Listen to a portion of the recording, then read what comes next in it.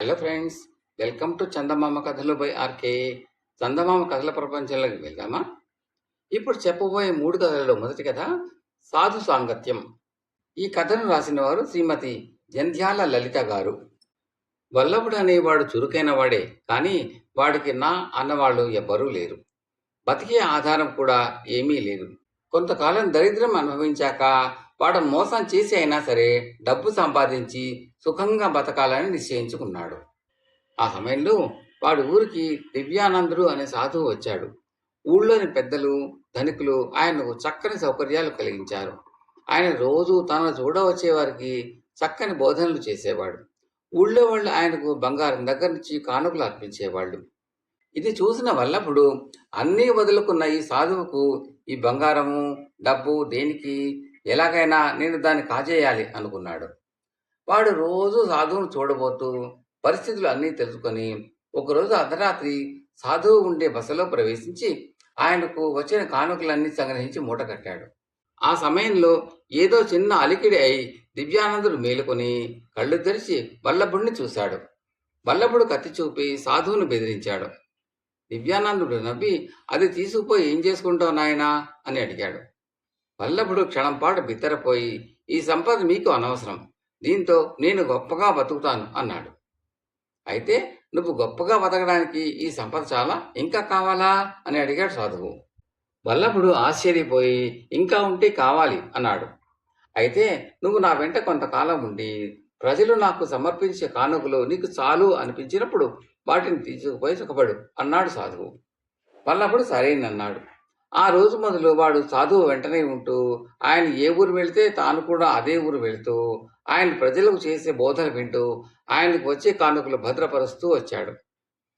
కొంతకాలం గడిచినాక సాధువు వల్లభుడితో, నేను కొద్ది రోజుల పాటు సమాధిలోకి పోతున్నాను. నేను అందులో నుంచి బయటికి వచ్చేదాకా నా స్థానాల్లో నువ్వు ఉండి చూడవచ్చిన వారికి జ్ఞానబోధలు చేయి. నేను చేసే బోధలు రోజు నువ్వు వింటూనే ఉన్నావు కదా, ఎవరైనా సందేహాలు అడిగితే నీకు చాతనైన విధంగా తీర్చు అని సమాధిలోకి వెళ్ళిపోయాడు. తర్వాత వల్లభుడు సాధువు స్థానంలో ప్రజలకు బోధలు చేయటము, వాళ్ళ సందేహాలు తీర్చడము మొదలుపెట్టి తన ప్రసంగాలతో ప్రజలు తృప్తిపడడం గమనించాడు. ఒకనాడు ఒక గజ దొంగ వల్లభుడిని చూడవచ్చి, స్వామి, ఎన్నో దోపిడీలు, హత్యలు చేశాను, కానీ నా పాపాలు నన్ను వెనంటి వస్తున్న మాట తెలుసుకోలేకపోయాను. అమాయకులైన నా భార్య, పిల్లలు, బంధువులు రాజభటుల చేతిలో చిత్రహింసలు పడి ప్రాణాలు పోగొట్టుకున్నారు. దానికి కారణమైన ఈ పాపిష్టి డబ్బును తమరు స్వీకరించి పేద సాధులు పంచిపెట్టండి అని వల్లభుడి ముందు బోరులంత ధనం ఉంచి వెళ్ళిపోయాడు. మరొక రోజు ఒక ప్రముఖ వర్తకుడు వల్లభుడి వద్దకు వచ్చి, స్వామి, నా వ్యాపారంలో ఎన్నో మోసాలు, అక్రమాలు చేసి బోలెడంత డబ్బు పోగు చేశాను, కానీ నా జన్మకు సుఖం లేకుండా పోయింది. నా భార్య, పిల్లలు ఏవో వింత వింత రోగాలతో తీసుకుని చనిపోతూ ఉంటే నా డబ్బు వారిని కాపాడలేకపోయింది.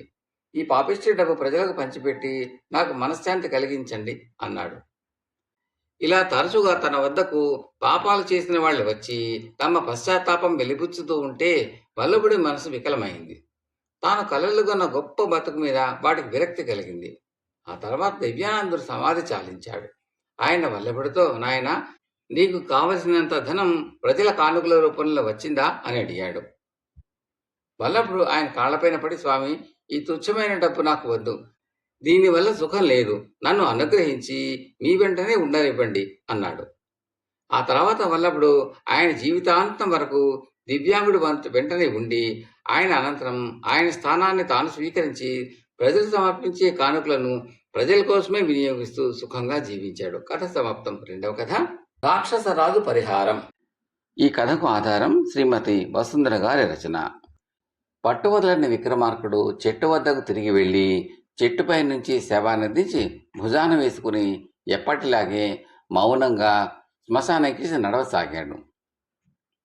అప్పుడు శవంలోని బేతాళుడు, రాజా, తన్ను మాలిన ధర్మం మొదలెచ్చట బేరం అన్న సామెత వినే ఉంటావు. ఏదో అన్నమాట నిలబెట్టుకునేందుకు నువ్వు ఈ అర్ధరాత్రి వేళ ఎనలేని ఇక్కట్ల పాలవుతున్నావు అన్న అనుమానం నాకు కలుగుతున్నది. రాక్షసరాజు అంతటి వాడు తన జాతికి మేలు కాదని భావించి అన్నమాట నిలబెట్టుకోకపోవటమే కాక శక్తిమంతుడైన మహారాజును కూడా పరిహాసం చేశాడు. నీకు శ్రమ తెలియకుండా ఉండగలందుకు ఆ కథ చెప్తాను విను అంటూ ఇలా చెప్పసాగాడు. మగధ దేశపు రాజు మాధవసేనుడు. ఒక అర్ధరాత్రి వేళ ఆయన మారువేషంలో నగర సంచారం చేస్తూ దారిలో ఒక విచిత్రం చూశాడు. ఒక చెట్టు కింద పెద్ద పందికొక్కు ఒకటే నిద్రపోతున్నది. పిల్లి ఒకటి కుక్కకు భయపడి పరిగెత్తుకుంటూ ఆ చెట్టు కిందకి వచ్చి పందికొక్కును చూసి మరింత భయపడి పారిపోయింది. మాధవసేనుడు పందికొక్కును చూసి, నా రాజ్యంలో పందికొక్కులు పిల్లిని కూడా భయపెట్టేంతగా బలిసిపోయాయన్నమాట, వీటిని బతకనివ్వకూడదు అనుకుంటూ వరలో నుంచి కత్తి తీశాడు. అయితే యుద్ధంలో సాటి వీరుల ప్రాణాలు తీయవలసిన కత్తితో ఆ పందికొక్కును చంపడం ఇష్టం లేక తిరిగి కత్తిని వరలో పెట్టి పక్కనే ఉన్న పెద్ద బండరాయిని ఎత్తాడు. కానీ నిద్రపోతున్న ఏ ప్రాణిని చంపకూడదు అన్నది ఆ రాజవంశస్థుల నియమం. ఆ సంగతి గుర్తురాగా రాజు పందికొక్కును కాలితో అదిలించాడు. అప్పుడు ఆ పందికొక్కు మానవాకారం ధరించింది. మాధవసేనుడు ఆశ్చర్యపడి, ఎవరు నువ్వు? పందికొక్కు రూపంలో ఇక్కడ ఎందుకు పడి ఉన్నావు అని అడిగాడు. నేను రాక్షసరాజు ప్రచండుణ్ణి. ఒక ముఖ్యమైన పని మీద భూలోకానికి వచ్చాను. నా ఆకారం చూస్తే భయపడతారని మానవ రూపంలో తిరుగుతున్నాను. నిద్రపోయేటప్పుడు ఆరుబయట జంతువుల ప్రాణాలకు ఉన్న రక్షణ మనిషి ప్రాణాలకు లేదని తెలిసి పందికొక్కు రూపంలో నిద్రపోతున్నాను. నువ్వెవరు అని అడిగాడు ఆ వ్యక్తి. మాధవసేనుడు మరింత ఆశ్చర్యపోయి, మనిషి ప్రాణాలకు రక్షణ ఎందుకుండదు? నేను కాక మరెవరైనా నిన్ను పందికొక్కు రూపంలో చూసి ఉంటే నీ ప్రాణాలు ఎప్పుడో పోయేవి అని తాను ఎవరైనది తెలిపి జరిగినదంతా చెప్పాడు. రాజు చెప్పిందంతా రాక్షసుడు తల ఆడిస్తూ విని, మా రాక్షసులకు ఇప్పుడు ఒక నియమం ఉన్నది. మనిషి రూపు ధరించినప్పుడు మమ్మల్ని మేము స్వశక్తితో కాపాడుకోవాలి. అయితే అప్పుడు మాకు రాక్షస బలం ఉండదు. మనిషికి ఉండేటంత శక్తి మాత్రమే ఉంటుంది. ఇతర జంతువుల రూపంలో ఉండగా సృష్టిలోని ఏ ప్రాణి వల్ల మాకు ప్రమాదం ఉండదు. ఏది ఏమైనా నిన్ను కలుసుకున్నందుకు నాకు చాలా సంతోషంగా ఉన్నది. మానవ ప్రభువుకు నా వందనాలు అంటూ మాధవసేనుడికి నమస్కరించాడు. నువ్వు మా రాజ్యానికి వచ్చిన పని ఏమిటి అని అడిగాడు మాధవసేనుడు. ఇటీవల మా రాక్షస పౌరులు కొందరు భూలోక సంచారానికి వెళ్ళి నరభక్షణ చేసి వచ్చారు. నరభక్షణ రాక్షసులకు నిషిద్ధం కాదు, కానీ మాకిప్పుడు కొన్ని కఠోర నియమాలు ఉన్నాయి. ఆ ప్రకారం రాక్షసులు ఇప్పుడు ఆత్మరక్షణకు కూడా మనిషిని చంపకూడదు. ఏ జంతువైనా ఆహారం కోసం మనిషిని చంపితే ఆ మనిషిని అపహరించి తినకూడదు. ఈ నియమం వల్ల రాక్షసులకు ఇప్పుడు నరభక్షణ సాధ్యం కాకుండా పోయింది అన్నాడు రాక్షసుడు. అయితే మరి ఇక్కడికి వచ్చిన రాక్షసులు నరభక్షణ ఎలా చేయగలిగారు అని అడిగాడు మాధవసేనుడు. అదే చెప్పబోతున్నాను. వాళ్ళు నరభక్షణ చేసిన మాట నిజం. అయితే వాళ్ళు చెప్పినది ఏమంటే, తామునేం తప్పలేదని, భూలోకంలో కులమతాల పేరు చెప్పి దోపిడీ దొంగతనాల కారణంగాను మనిషిని మనిషి చంపుతున్నాడట. అలా చచ్చిన మనుషుల్ని తాము తిన్నామని వాళ్ళు నాకు చెప్పారు. వాళ్ళ మాటల్లోని నిజానిజాలు పరీక్షించడం కోసం నేను స్వయంగా భూలోకానికి వచ్చాను. వాళ్ళు చెప్పింది నిజమేనని తెలిసింది. అందుకు కారణం ఏమిటో తెలుసుకోవాలని మరికొద్ది రోజులు ఇక్కడే ఉన్నాను. అది ఇప్పుడు తెలిసింది అన్నాడు రాక్షసుడు. ఏమిటా కారణం అని అడిగాడు మాధవసేనుడు కుతూహలంగా. భూలోకంలోని రాజులందరిలోనూ పూర్వకాల రాక్షసుల అంశ ఉన్నది. వాళ్ళు చాలా స్వార్థపరులు, క్రూరులు, అసమర్థులు, శక్తిహీనులు అన్నాడు రాక్షసుడు. రాక్షసుడి మాటలకు మాధవసేనుడికి చాలా కోపం వచ్చింది. ఆయన వెంటనే, నేను స్వార్థపరుణ్ణి, క్రూరుని కాదని ఇప్పటికిప్పుడు రుజువు చేయలేను, కానీ అసమర్థుణ్ణి, శక్తిహీనుణ్ణి కాదని మాత్రం ఇప్పుడే రుజువు చేయగలను. ఈ క్షణాన్నే నువ్వు రాక్షస రూపం ధరించు, నిన్ను నేను ఓడించగలను అన్నాడు. రాక్షస రూపంలో ఉన్న నన్ను ఓడించడం ఏ మానవుడికి సాధ్యం కాదు. నా శక్తి అపారం. ధైర్యం ఉంటే ముందు నన్ను ఈ రూపంలోనే ఓడించు అన్నాడు రాక్షసుడు. అందుకు మాధవసేనుడు ఒప్పుకోక, నేను ఇప్పుడు మగధ దేశపు రాజును. అకారణంగా ఏ మనిషి మీద కత్తి దూయను. నా శక్తిని నిరూపించుకోవడానికి సాటి మనిషిని గాయపరచడం అంటే బాధగా ఉంటుంది. అందువల్ల నేను నిజంగా నీతో యుద్ధం చేయాలంటే అందుకు బలమైన కారణం ఉండాలి అన్నాడు. అయితే విను, మనిషి మనిషిని చంపడం వల్ల రాక్షసులకు నరభక్షణ చేసే అవకాశం మళ్ళీ వచ్చింది. ఆ అవకాశం పోకుండా ఉండడం కోసం నేను అప్పుడు భూలోకానికి వచ్చి మనుషులను రెచ్చగొట్టిపోతూ ఉంటాను. వాళ్ళల్లో వాళ్ళ కలహాలు పెడుతూ ఉంటాను. నా వంటి వాటిని వదిలిపెట్టడం నీకు ప్రమాదమే కదా. నన్ను కానీ యుద్ధంలో ఓడిస్తే నువ్వు చెప్పినట్టు వింటాను అన్నాడు రాక్షసుడు. అయితే నా ప్రతాపం చూడు అంటూ మాధవసేనుడు కత్తి దూశాడు. రాక్షసుడు తను కూడా వరలోంచి కత్తి తీసి మాధవసేనుడితో కలబడ్డాడు. కొద్ది క్షణాల్లోనే రాక్షసుడి కత్తి ఎగిరి దూరంగా పడింది. ఆ తర్వాత మాధవసేనుడు రాక్షసుడు మల్లయుద్ధం చేశారు. తనకంటే ఎంతో బలవంతుడైన రాక్షసుడిని మాధవసేనుడు తన కిటుకులతో క్షణాల్లో గాలిలోకి ఎత్తి గిరగిరా తిప్పి నేలకేసి కొట్టాడు. రాక్షసుడికి కళ్ళు బైర్లు కమ్మాయి. కొద్దిసేపు తర్వాత వాడు తమాయించుకుని లేచి నిలబడి, నీ శక్తియుక్తులు అపూర్వం, నీకు నేను తప్పక సాయపడతాను, నీకు ఏం కావాలో చెప్పు అంటూ అప్పటికప్పుడు భయంకర రాక్షసుడుగా మారిపోయాడు. నువ్వు నాకు యుద్ధంలో సాయపడు, ఈ భూమండలానికి అంతకు ఏకఛత్రాధిపతినై శాంతి స్థాపన చేస్తాను అన్నాడు మాధవసేనుడు. ఆ మాటలకు రాక్షసుడు వికటాటహాసం చేసి, రాజా, నేను అన్నమాట నిలబెట్టుకోలేనందుకు నన్ను మన్నించు. కానీ నా నుంచి సాయం పొందే అర్హత నీకు లేదు. నీలో శక్తి ఉంది, కానీ తెలివి లేదు అని మాయమైపోయినాడు. బేతాళుడు ఈ కథ చెప్పి, రాజా, రాక్షసరాజు అన్నమాట తప్పడానికి కారణం ఏమిటి? తన సాయంతో రాజు మాధవసేనుడు రాజ్యాలన్నింటినీ జయించి శాంతి స్థాపన చేస్తే రాక్షసులకు నరమాంసం తినే అవకాశం పోతుందనే కదా. పైగా రాక్షసుడు అన్నమాట నిలబెట్టుకోకపోగా మాధవసేనుణ్ణి నీలో శక్తి ఉంది కానీ తెలివి లేదు అనడం తన బుద్ధిమాంద్యాన్ని చాటుకోవడమే కదా. ఈ సందేహానికి సమాధానం తెలిసి కూడా చెప్పకపోయావో నీదల పగిలిపోతుంది అన్నాడు. దానికి విక్రమార్కుడు, రాక్షసరాజు బుద్ధిశాలి, చాలా ఉదారగుణం కలవాడు. తమకంటే బలహీనులైన మనుషులను తనవారు చంపి తినకుండా ఎంతో కట్టుదిట్టం చేశాడు. కానీ అతడు భూలోకానికి వస్తే ఆదవసి నిద్రపోవడానికి మనిషి రూపం ప్రమాదకరమైంది. అంటే మాధవసేనుడి రాజ్యంలో మనిషికి రక్షణ లేదు. ఆ బాధ్యత ఎవరిది? దేశాన్ని ఏలే రాజు మాధవసేనుడిది. అందుకే రాక్షసుడు ఆయన్ని అసమర్థుడు అన్నాడు. రాక్షసుడిని ఓడించి తన సమర్థత రుజువుపరచాలనుకున్నాడు మాధవసేనుడు. అయితే తన రాజ్యంలో అరాచకత్వాన్ని అదుపు చేయలేని రాజు ప్రపంచాన్ని జయించి శాంతి స్థాపన చేయాలనుకుంటున్నాడు. యుద్ధం అంటే కొన్ని లక్షల మంది ప్రజలు, సైనికులు ప్రాణాలు కోల్పోతారు. అందువల్ల లాభపడేది రాక్షసులే. నిద్రపోతున్న పందికొక్కు ప్రాణాలు తీయడానికే ఎంతగానో ఆలోచించి వ్యధ చెందిన రాజు మాధవసేనుడు యుద్ధం ప్రారంభించి లక్షలాది ప్రజల ప్రాణాలు తీయాలనుకుంటున్నాడు. అందుకే రాక్షసుడు ఆయన తెలివిని పరిహాసం చేశాడు అన్నాడు. రాజుకి ఈ విధంగా మౌనభంగం కలగగానే బేతాళుడు శవంతో సహా మాయమై తిరిగి చెట్టెక్కాడు. కథ సమాప్తం. మూడవ కథ పితృభక్తి. ఈ కథను రాసిన వారు శ్రీమతి వసుంధర గారు. సుదర్శనం తలతిక్క మనిషి. తనకు తోచింది చేయడమే తప్ప పెద్దలు చెప్పింది వినాలి అనుకోడు. ఇది సుదర్శనం తండ్రి ప్రభాకరానికి చాలా బాధగా ఉండేది. ప్రభాకర్ తెలివైనవాడు, మంచివాడు కూడాను. కానీ ఆయన కూడా తలతిక్క మనిషే. ఆయన పోలికే కొడుకు వచ్చిందని అంతా అంటారు. నేను తలతిక్క మనిషిని అయినా సాంప్రదాయాన్ని పాటిస్తాను. నాకు పితృభక్తి ఎక్కువ. నేను ఈ రోజున పచ్చగా ఉన్నానంటే అందుకు నా పితృభక్తి మాత్రమే కారణం.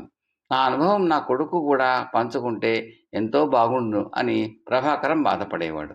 సుదర్శనానికి ఒకరి అనుభవం నుంచి నేర్చుకోవడం ఇష్టముండదు. ఏదైనా సరే స్వానుభవం వల్లనే తెలుస్తుందని వాడంటాడు. బాగా చిన్నప్పుడు నిప్పు కాలుతుంది అంటే ముట్టుకునేదాకా వాడు నమ్మలేదు. కాస్త పెరిగి పెద్దయ్యాక ఊరి చెరువులో మొసలి చేరింది అంటే అందులో స్వయంగా ఈత కొట్టి సావు తప్ప కన్నులొట్టపోయిన పరిస్థితి తెచ్చుకున్నాడు. అయితే సుదర్శనం తలతిక్క వల్ల కొంత మేలు కూడా జరిగింది. ఆ ఊళ్ళో సీతమ్మ అనే విధవరాలు ఒకరిది ఒక పెద్ద ఇంట్లో ఉండేది. కొంతకాలానికి ఆవిడ కాలం తీరి చనిపోయింది. ఆమె దూరపు బంధువు ఆ ఇంటిని అమ్మాలంటే ఆ ఇంట్లో సీతమ్మ దెయ్యం తిరుగుతున్నదని ఊళ్ళో పుకారు పుట్టింది. దూరపు బంధువు ఆ ఇంటిని చాలా తక్కువ ధరకి అమ్ముదామన్నా కొనడానికి ఒక్కరు కూడా ముందుకు రాలేదు. సుదర్శనం ఆ ఇల్లు కొందామంటే తండ్రి ఒప్పుకోలేదు. అప్పుడు వాడు ఆ ఇంట్లో 3 రాత్రులు ఒంటరిగా నిద్రపోయి వచ్చి దెయ్యాలు లేవని నిరూపించాడు. మొత్తానికి తండ్రి చేత ఆ ఇల్లు కొనిపించాడు. కొడుకు వల్ల మేలు జరిగిందని ప్రభాకరం చాలా సంతోషించాడు. కానీ అప్పటి నుంచి సుదర్శనం తండ్రి మాటను బొత్తుగా లెక్క చేయడం మానేశాడు. ప్రభాకరానికి 10 ఎకరాల పొలం ఉన్నది. సమర్థవంతంగా వ్యవసాయం చేస్తాడు. కొడుకు చేతికి అంది వస్తే ఆ పొలాన్ని 20 ఎకరాలు చేసి పెద్ద భూస్వామి కావాలనుకుంటున్నాడు. అయితే సుదర్శనం ఆలోచనలు వేరేగా ఉన్నాయి. వ్యవసాయంలో ఎంత కష్టపడ్డా ఎదుగు బొదుగు ఉండదు. అదే వ్యాపారంలో అయితే ఏడాది తిరిగిలోగా లక్షలు ఆర్జించి రంగరంగ వైభోగంగా జీవించవచ్చు. అందుకని వాడు ఒకనాడు తండ్రితో కొంత పొలం అమ్మేసి వ్యాపారానికి పెట్టుబడిగా ఇస్తే పెద్ద ఎత్తున వ్యాపారం ప్రారంభిస్తానని చెప్పాడు. దానికి ప్రభాకరం వాడితో, నాయన, వ్యాపారం మన కుటుంబానికి అచ్చి రాదు. మన కుండ బద్దలు కొట్టినట్టు మాట్లాడతాం. నీతిని నిజాయితీని నమ్ముకుంటాం.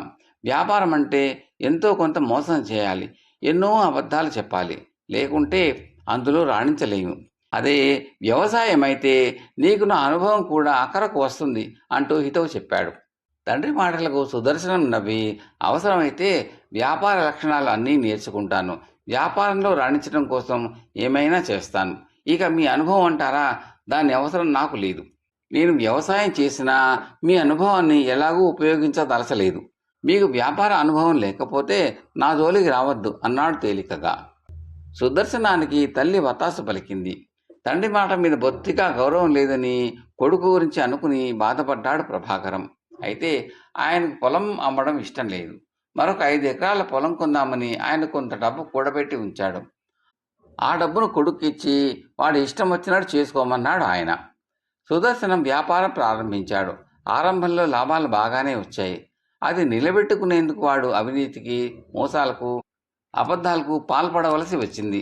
ఆ విధంగా ఏడాదిలో వాడు తండ్రి ఇచ్చిన డబ్బును 3 రెట్లు చేశాడు. అందుకు ప్రభాకరం ఎంతో సంతోషించి, నువ్వు చాలా సమర్థుడివి, నిన్ను తక్కువ అంచనా వేశాను.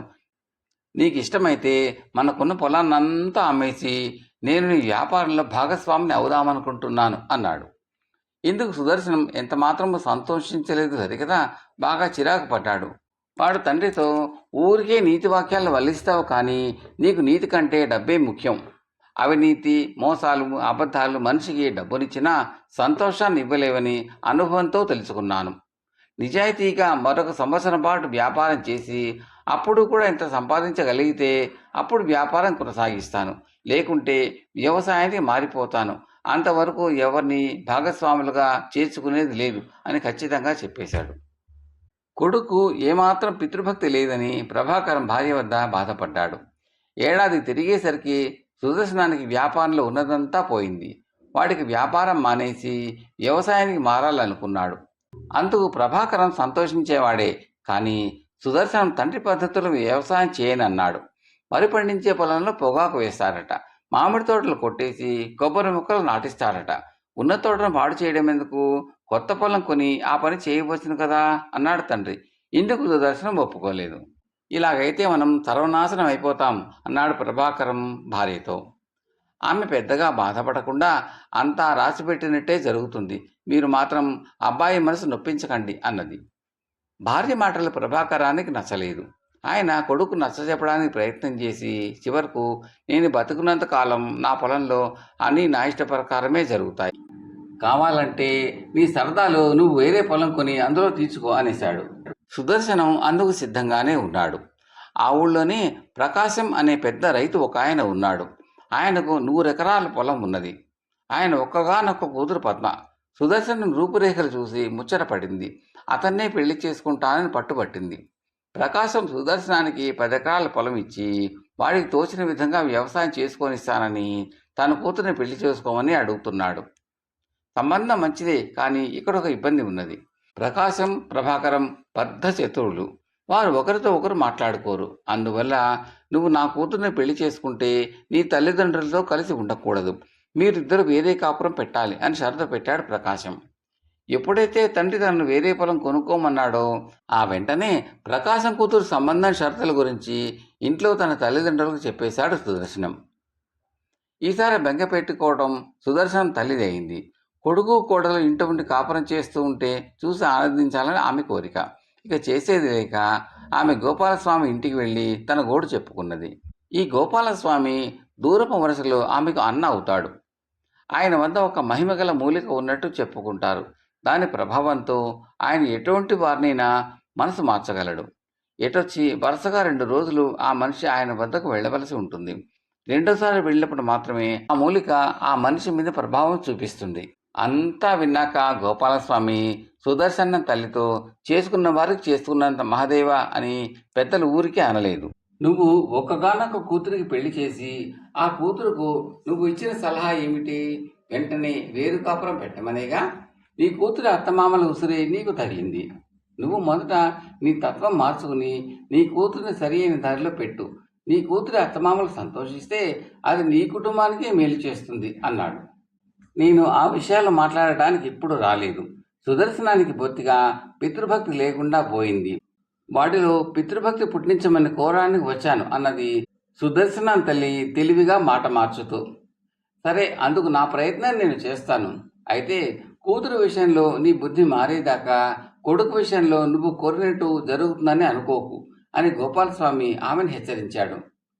సుదర్శనం తల్లి ఆ హెచ్చరికకు ఆటే ప్రాధాన్యత ఇవ్వకుండా, మా వాడి మనసు మార్చాలంటే వాడు వరుసగా 2 రోజులు నీ దగ్గరకు రావాలి కదా, 2వ రోజునే నీ మూలిక వాడి మీద పనిచేస్తుంది కదా, అందువల్ల మొదటి రోజున మా వాడి దగ్గర వాడి నాన్నను బాగా తిట్టు, అప్పుడే వాడు 2వ రోజున నీ దగ్గరకు వస్తాడు అని ఉపాయం కూడా చెప్పింది. నేనేం చేసినా జరిగేది మాత్రం వాళ్ళ బుద్ధుల్ని బట్టే జరుగుతుంది. నా ప్రయత్నం నేను చేస్తాను, వెళ్ళు అన్నాడు గోపాలస్వామి. సుదర్శన తల్లి ఇంటికి వెళ్ళి భర్తకు జరిగింది చెప్పి, ఇక మీరు దిగులు మానండి, త్వరలోనే అన్నీ సర్దుకుంటాయి అన్నది. ఇంతకాలం వాడికి పితృభక్తి లేకపోయినా నీకేమీ అనిపించలేదు. వాడే నాకంటే తెలివైన వాడు అనుకున్నావు. ఇప్పుడు వాడు నీ చేయి కూడా దాటిపోతున్నాడని తెలిసాక మాత్రం బుద్ధి మారింది అంటూ ప్రభాకరం భార్యను నిష్ఠూరమాడాడు. దేనికైనా సమయం అంటూ రావాలి, లేకుంటే మా అన్నయ్య గోపాలస్వామి దగ్గరకు వెళ్ళాలని ఈరోజు నాకు స్ఫురించిందే తప్ప ఇన్నాళ్లలో ఒక్కసారైనా మీకు స్ఫురించిందా అంటూ ప్రభాకర్ భార్య వేదాంతం చెప్పింది. అప్పుడు భార్యాభర్తలిద్దరూ కూడబలుకుని కొడుకును పిలిచి, నాయన, ఎప్పుడు నీవు అడిగినా దేనికి కాదనలేదు. పెళ్లి విషయంలో కూడా నీ నిర్ణయాన్ని కాదనదలుచుకోలేదు.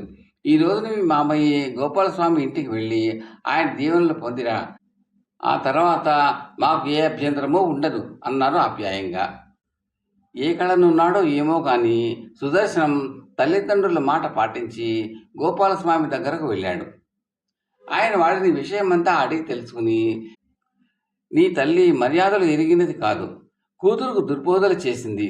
అలాంటి మనిషి కోడల్ని కష్టపెట్టి తీరుతుంది. కాబట్టి వేరు కాపురం పెట్టాలి అన్న నీ నిర్ణయం చాలా మంచిది.